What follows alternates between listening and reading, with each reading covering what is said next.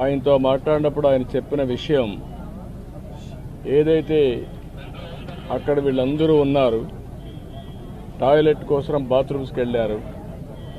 వెళ్ళిన సమయంలో ఒక ఇద్దరు వ్యక్తులు మొత్తం ఇష్టానుసారంగా AK-47 లాంటి గన్ పెట్టుకొని కాల్చుకుంటూ వస్తున్నారు. వీళ్ళు అక్కడి నుంచి పరిగెత్తారు. మిగిలిన ఫ్యామిలీ మెంబర్స్ ఎవరైతే మగవాళ్ళు ఉన్నారో కొంచెం ముందు పోగలిగారు.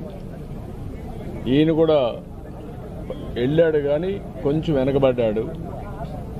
దాంతో ఈయన్ని ఆయన కళ్ళ ముందరనే కాల్చి చంపేసే పరిస్థితికి వచ్చారు. కళ్ళ ఎదుటుగా చూసిన ప్రత్యక్ష సాక్షి శేషధర్ గారు. అది చూసినప్పుడు ఎంత అనాగరికంగా, మానవత్వం లేకుండా వీళ్ళు ప్రవర్తించారు ఒక ఉదాహరణ. అది కూడా భార్యాభర్తలు ఇద్దరు కపుల్స్ వెళ్ళారు.